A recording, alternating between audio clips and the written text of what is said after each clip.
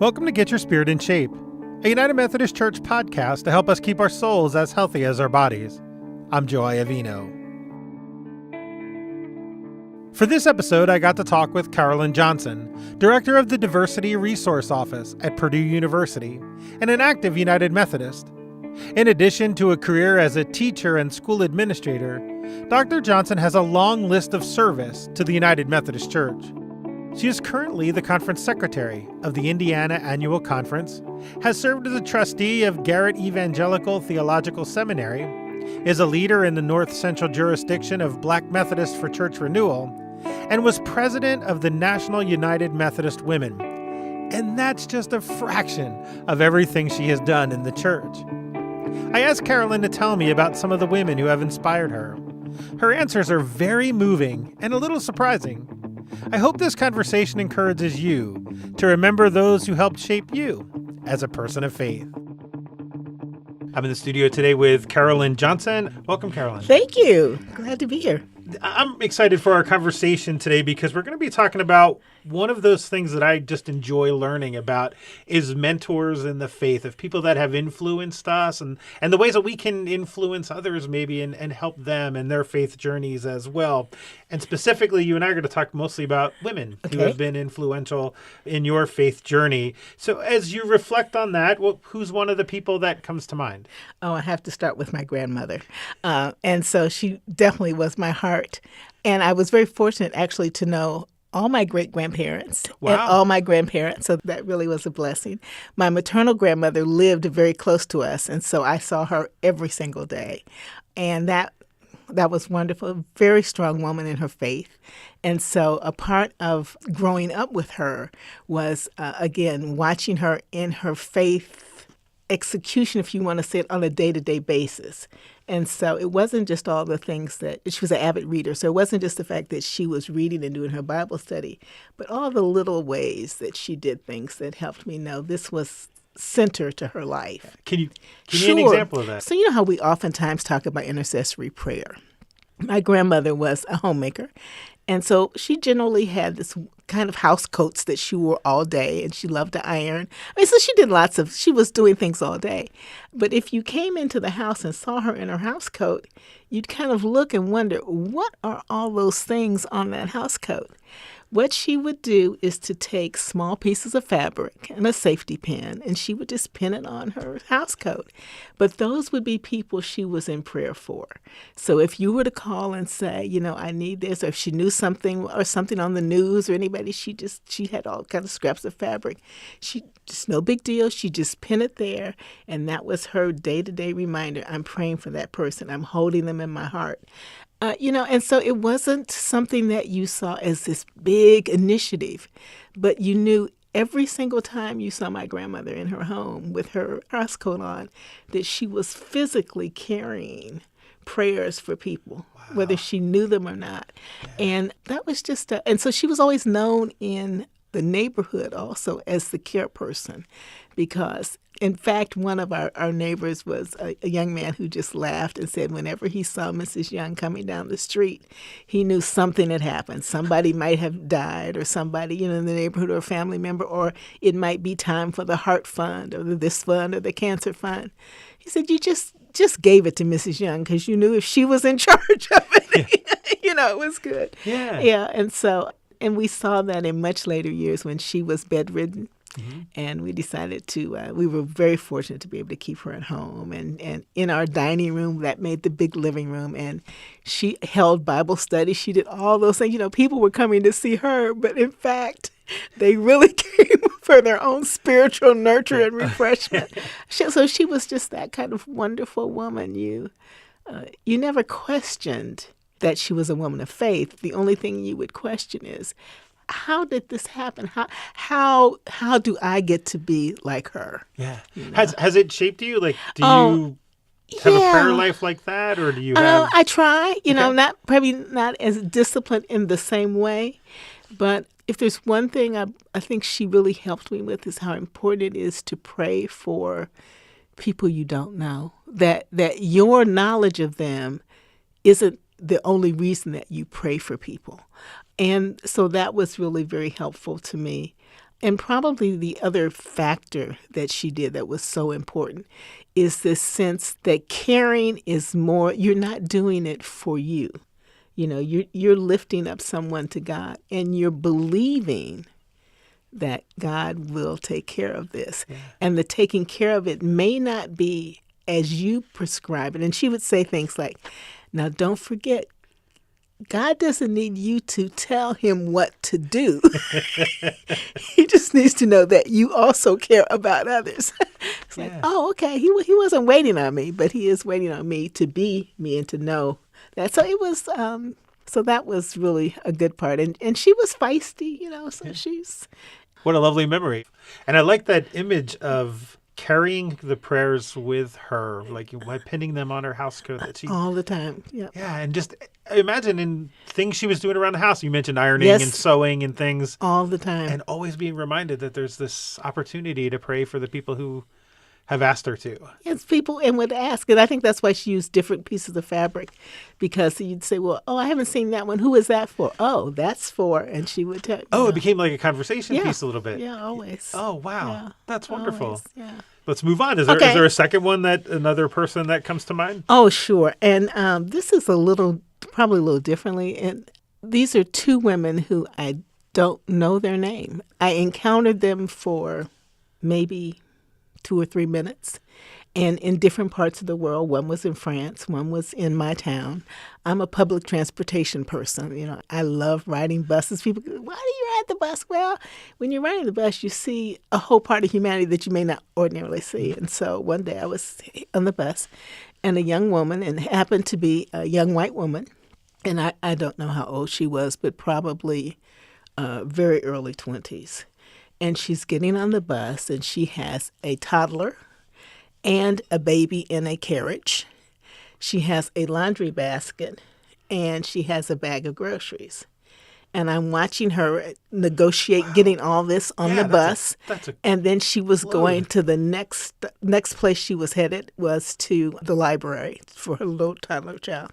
And then as she was talking to the bus driver, he said, oh, so you just about finished? She said, yes, this is my day. I have to do all these things today. Now, I looked at her and I thought, this is a young woman. And as she later said, when I saw her coming back on the other route, that she hoped she could go back to school and get a GED because she would really like to get a good job. And it just hit me. She already has credentials. That was the most organized person I saw, you know, and I wondered how many other young people, or how many people, period, have the skills and abilities. They know what they need to do. They know how to make their life work. But what they need is that other push. And so I just kept thinking, what is my responsibility to help in any kind of supportive services? How do I look at her and not see potentially single mom, or see this, or see all the things that would make it look as though she would be marginalized? How do I look at her and see an asset? Isn't that the responsibility of a person of faith, to see each person as who they really are on the inside and who God is intending them to be? And so that young woman stays with me a lot. And another woman who was at the very opposite end of the spectrum, had an opportunity, and actually I call myself running away. It wasn't truly running away, but it was a particularly difficult school year. And so I had decided to use my frequent flyer miles, and I was going to Paris. Oh, wow. And so I did that. I mean, and it had been a difficult year in terms of a lot of race issues that had been happening and so on. And I thought, well, you know, this is going to be a great week. I'm going to be in France. This is the Josephine Baker life, the James Baldwin, all these people. This is where there's just so much racial tolerance and all these kind of things, you know. And I'm getting off the jetway, and as I walk off the jetway, just entering into the terminal, I look over, and first of all, I noticed that everybody was moving, so there was nothing there to make anybody stop. But I stopped, and I stopped because as I looked over, there was an older Black woman. My guess is I don't know if she was a native of France or if she was an immigrant into France. But she was one of the cleaning staff, and she was bent over cleaning out the ashtrays. And I just froze because I had cleaned up so many things that year in terms of situations and conflictual pieces. And that's what I was running away from. And I thought, my goodness, are Black women to be the cleanup women for the rest of our lives?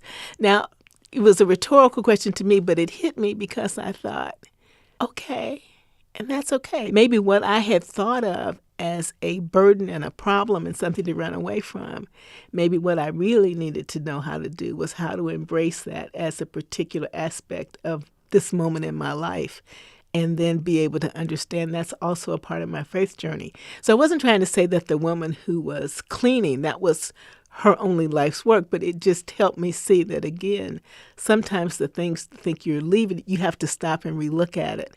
But what I also noticed was everybody kept walking. And I wondered how many people become those folk who do things and services for us all the time and remain unnoticed. Yeah.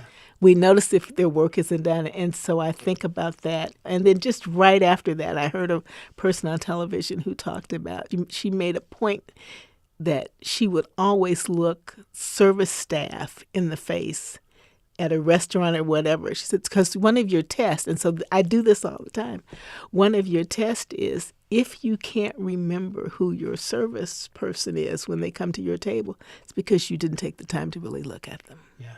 And so particularly as an African American, that hit me because I wondered, sometimes when we say this across all kind of cultural groups, oh, well, they look alike or they do this, that. But it's only because we're not taking the time to really look and see, okay, who are you? You know, we see the one marker and then move forward. And so that's been really helpful for me from a faith point of view to say that as a woman of faith, as an organization that talks, particularly United Methodist Women, that we want to help women, children, and youth, that we want to say that we're a part to help people in this transformation of the world. What greater transformation than to really be able to practice, really being able to see the world, to see the people of the world individually and collectively. And so those... Yeah, I want to dwell there just for a second because I think that's a really important point. And I want to remind me, too, about the woman on the bus as well, was someone that's easily overlooked and actually could be seen, I imagine, by others on the bus as somebody who's kind of in the way or slowing them down. But she took a moment to see positive aspects of what was going on here. There was something beautiful here. And the same thing, I think you saw the same with the woman in the airport as well that was cleaning the ashtrays. And it's, for me, it was credentialing because, so a lot of times I would do workshops with corporate execs for big firms. And interestingly enough, oftentimes I do a kind of little piece and say most of the time there were guys, and say things like, well, if you ever do a trip this afternoon, what would you do? Well, I call my wife was the first answer, and she'd pack or whatever, and then we would talk about also, well, tell me what the biggest barrier is in getting women in the workplace or getting underrepresented minorities. Well, it's hard to find people, or people haven't done this or they haven't done that. And so we have kind of, which is good in this sense. I mean, we have patterns of practices and processes that you have to go through to be in certain jobs. Mm-hmm. But if you're in a situation that you can't be in those, how do you expand to understand what may be some other credentialing? So this young woman, I'm looking at her thinking, you could be great in a corporate setting for somebody who has to do strategic planning. Right. You knew how to take a small amount of bus money, navigate a pool of people, look at what you had, and make all those schedules. Yeah. That's an organizational planner. Yeah. How do we make that? And so I kept going back to a scripture that keeps coming back to me a lot is Paul in 2 Corinthians 3, where he talks about he's being kind of put online about, what kind of credentials does he actually have? And then he brings it back and he talks about, to the church there, you are you're living letters. Right. You're my credentials. Yeah. You basically are my credentials. And I think, okay, this really does happen that there are times where there are people who you look at a different way. What do you bring? What does your faith bring to be your credentials to be able to approach or to do something?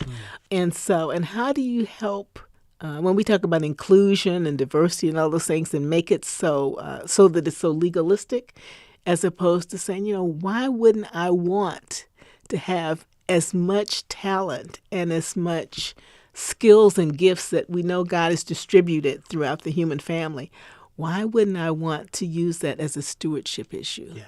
How can I steward these and bring those and leverage those to the use of the church and organizations and businesses so that everyone sees this fulfillment and this wholeness, not just, well, I just want to climb a career ladder. Yeah.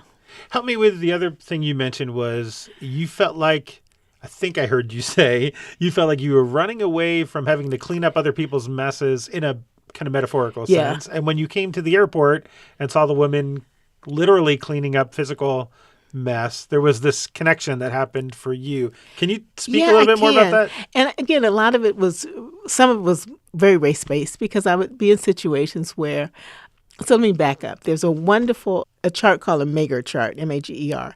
And he's an educational psychologist some long time ago, but I loved his work because one of the things he does is to say, what are some of the things you do when you monitor performance? And here's the one piece that always just hit me. Okay. It said sometimes people do things where they perform really well, and that performance is punishing. And so, or sometimes people don't perform and non-performance is rewarding. Well, I was very fortunate in that somehow I tend to do conflict pretty well.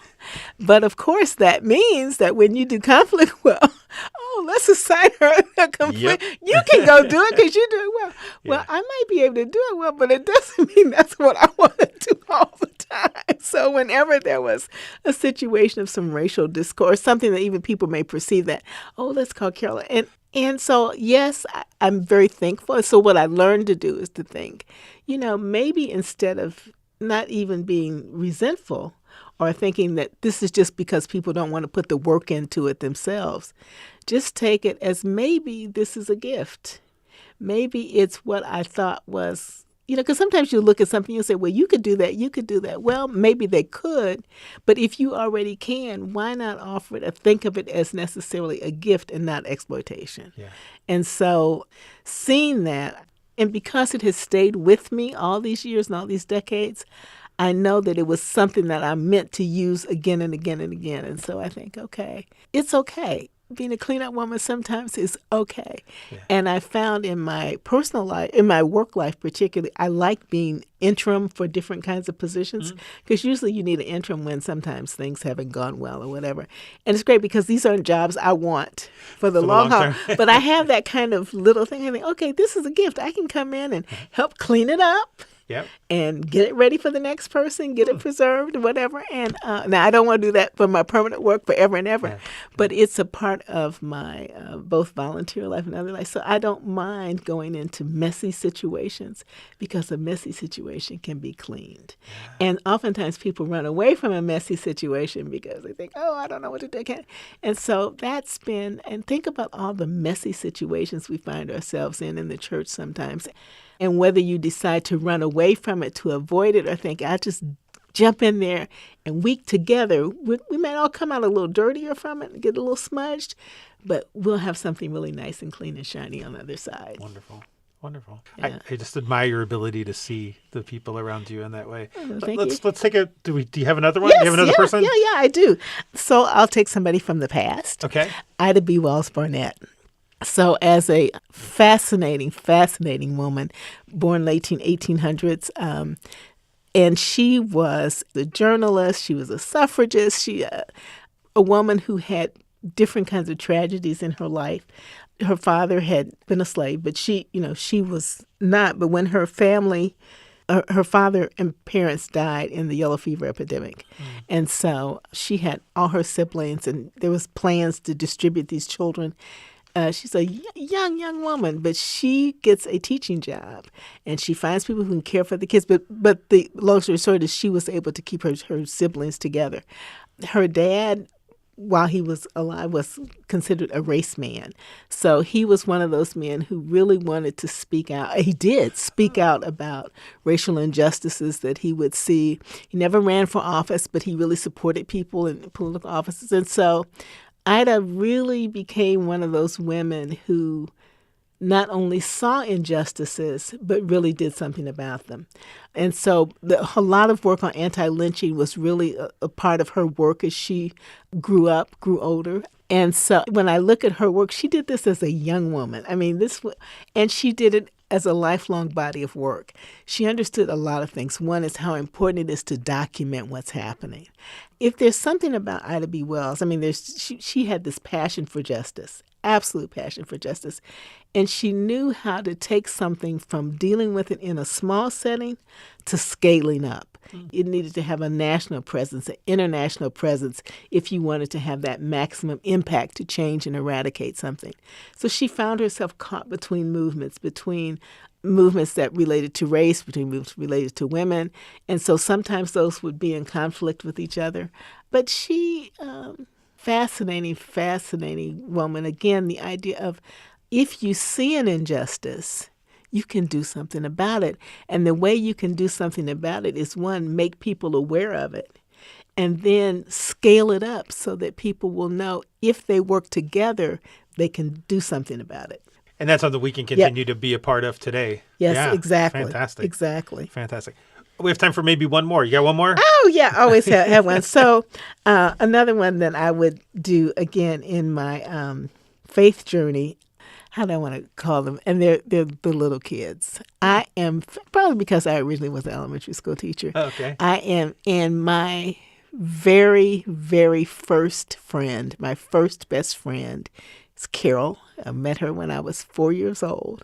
And we are still best friends after a whole lot of decades. Yeah. I wasn't going to ask that question, but.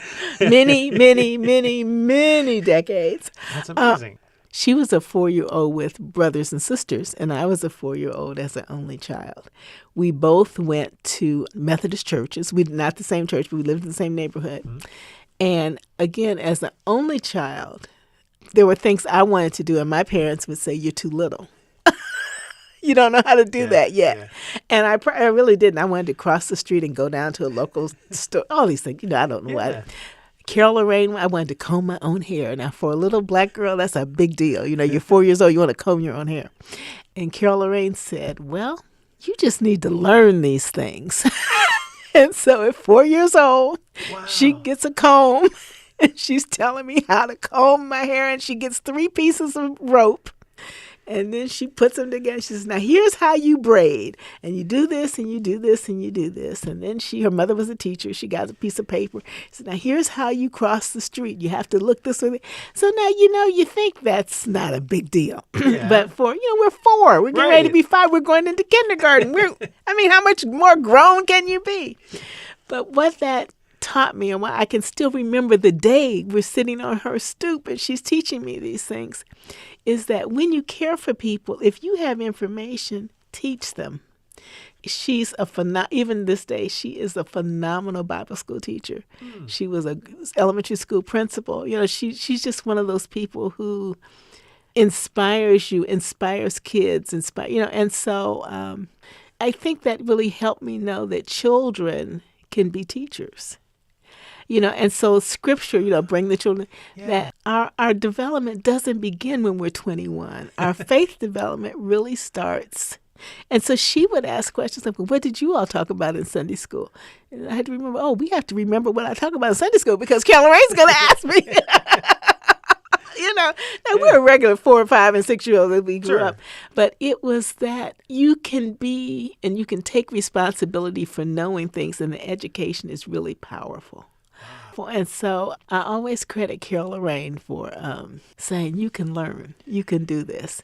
And so I have been very, very, very blessed to know so many women and men, but you asked me about women, so many women who have influenced. And so while I want to think that they're special, and they are, but I also know statistically it means that that's what the world is made of. Lots and lots and lots, that it probably is more normative. Because on the news, we'll see I don't know if you want to call them the bad apples, but we'll see the extreme situations. Mm-hmm. But I have to believe that God's family is really on the most of it's normative toward goodness. Yeah. And that's what really carries me. And so, fantastic. Yeah, it is. So let's flip the script just a little bit. And instead of being the one kind of receiving from these, you're a teacher. Yes. And do you think about that? Do you think about the ways in which you're influencing the lives of young adults today? I do. I mean, I always hope I am. What probably catches me more times than not are when I get letters or notes or comments, and people will say, I remember when you told me. And the same way I will say to somebody, I remember the day you, like with Carol Lorraine. Yeah. And what I discover is most of the time when people have done it for you, they're not aware of what they were doing for you. You needed it, and so therefore it stays anchored in you. They may not remember it. And the same thing for me, or they don't remember with the same weight. So sometimes the student will say, oh, Dr. Johnson, I remember the day I said I needed something, or I was hungry, and you said, oh, come on, I'm going to take you to lunch. And that changed everything. And I'm thinking, really? Yeah, it seemed but minor again, at the time. Yeah, but to them, and so you have to always be mindful that things you do for others might be the thing that changes the course for them. Yeah. It's not that you have to go out and plan it. It will happen, and it will be the moment, the day they needed the kind word, the time. And so not too long ago, I opened a letter for a woman. I remembered her name, and she sent it to me. We were at a school of Christian mission together. We had been in a school, 15 years ago. And she said at her local congregation, they were doing a study of, and they had some activities that the pastor had asked them to do. And one was to write a letter to someone who had done something that really lifted them up and made them feel better. And so she had chosen me. And I'm reading this and crying. And I remember what it was. I don't know that I remembered it with. I was giving her encouraging words because I thought she was somebody to be encouraged. Great talent, but that was not how she saw herself. And so having that conversation for her was life. Those were her points, not. Yeah. And so again, it was that piece one more time. And I know I've written letters to people like that to say thank you. And so again, I just can't stress enough that God really does use us, and that means you really are on duty 24/7, whether we think about it or not. So, and then to be appreciative that we've been placed in a certain time, in a certain context, that we can be a blessing to others. And so is there a practice that you would recommend, like if I wanted to be better at this? And some of it, like you said, is it's the subtle things that we do, but is there something you would recommend that we could do to get better at being a model for other people? I think find one thing that you really, well, there's two things. Find something that you do really well and keep doing it and decide I'm going to make it better. And then tackle something that you do not do well at all and just that's going to be your discipline. And so for me, it's been journaling.